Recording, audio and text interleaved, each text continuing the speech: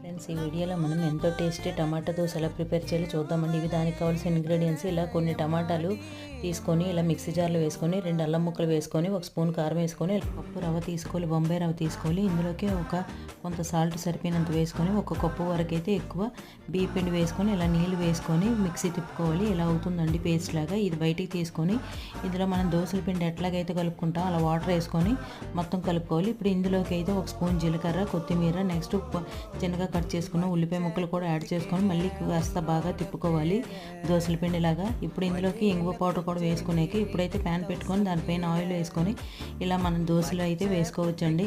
ఇవి చాలా టేస్టీగా ఉంటాయండి. ఇంట్లో మనం ఈజీగా ఈ టమాటా దోశ అనేది ప్రిపేర్ చేసుకోవచ్చు. సూపర్గా ఉంటాయి. ఇప్పుడు పైనుంచి కూడా ఆయిల్ వేసుకోవాలి.